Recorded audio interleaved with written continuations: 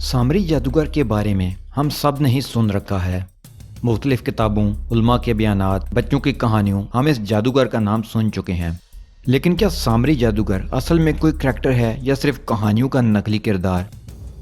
دوستو، آج کی ویڈیو میں ہم سامری جادوگر کی حقیقت جاننے کی کوشش کریں گے۔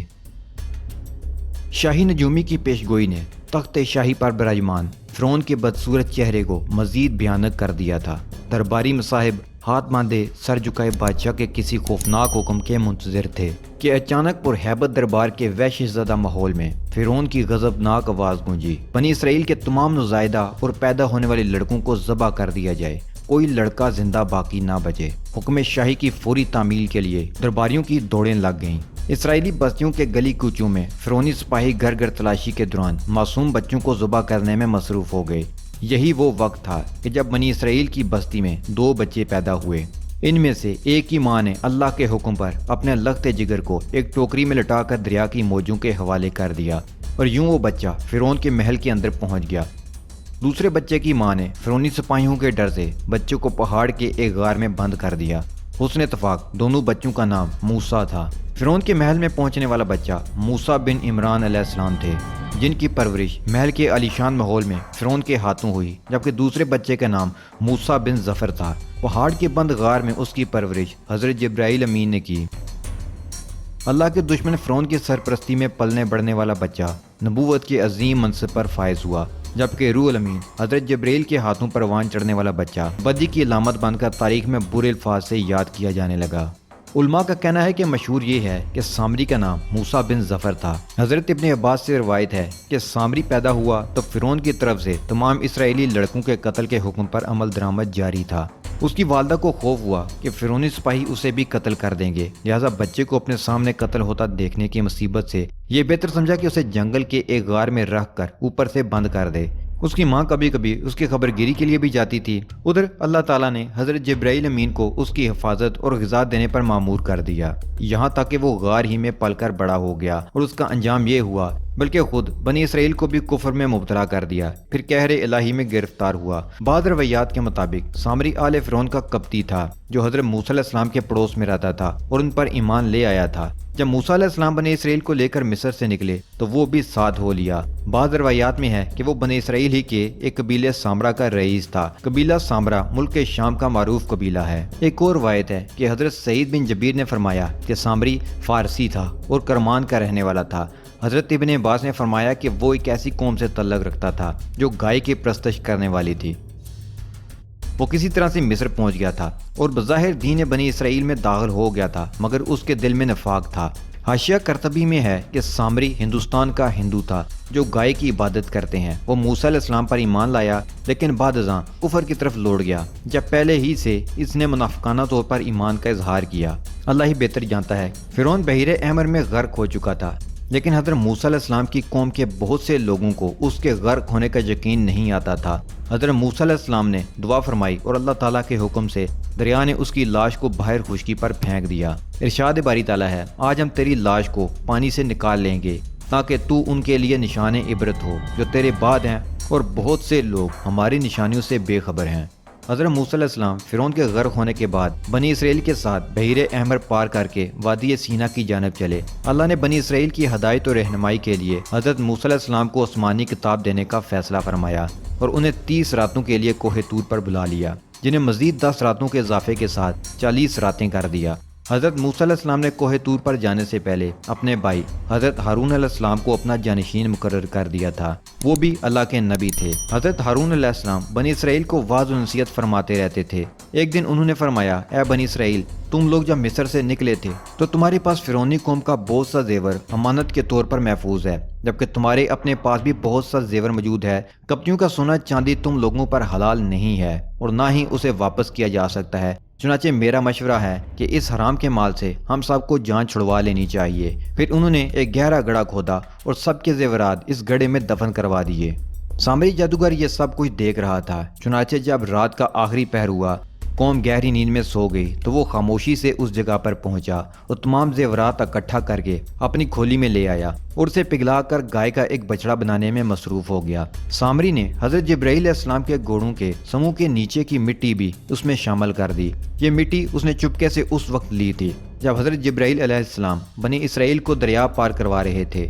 بچڑا جب تیار ہو گیا تو اس کی خاصیت یہ تھی کہ جب اس میں ہوا داخل کرتے تو یہ بیل کی آواز نکالتا۔ اس مصنوعی آواز سے سامری نے بنی اسرائیل کو گمراہ کیا اور بنی اسرائیل کی ایک بڑی تعداد سامری کے مکر و فریب کا شکار ہو گئی۔ اللہ تعالیٰ نے قرآن پاک میں فرمایا، پھر اس سامری نے اس کے لیے ایک بچڑا بنا دیا، یعنی بچڑے کا بت، جس کی گائے کی طرح آواز بھی تھی۔ پھر کہنے لگا کہ یہ تمہارا معبود ہے اور موسیٰ کا بھی، لیکن موسیٰ بھول گیا ہے۔ سامری کے کہنے پر اسرائیلی بچڑے کو سجدہ کرنے لگے۔ ایسے میں حضرت ہارون علیہ السلام نے انہیں سمجھانے اور بچڑے کی عبادت سے روکنے کی بڑی کوشش کی، جیسا کہ قرآن مجید میں ہے، اے میری قوم کے لوگوں، اس بچڑے سے تو صرف تمہاری آزمائش کی گئی ہے، تمہارا حقیقی پروردگار تو اللہ تعالیٰ ہی ہے، بس تم سب میری تابعداری کرو اور میری بات مانتے چلے جاؤ۔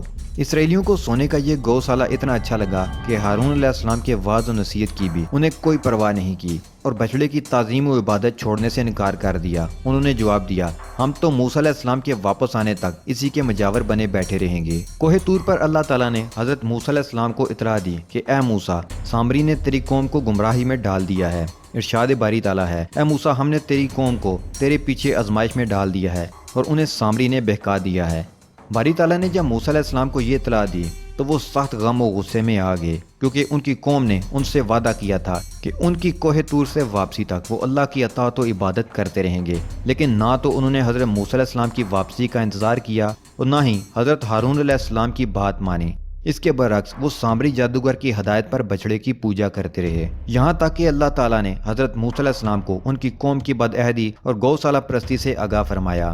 حضرت موسیٰ علیہ السلام جب توریت کی تختیاں لے کر کوہ طور سے واپس آئے تو دیکھا کہ قوم سامری کے بچڑے کی پرستش میں مصروف ہے۔ یہ دیکھ کر آپ کو سخت تکلیف پہنچی، فوراً تختیاں ایک طرف رکھیں اور اپنے بھائی کا سر پکڑ کر انہیں اپنی طرف گھسیٹنے لگے۔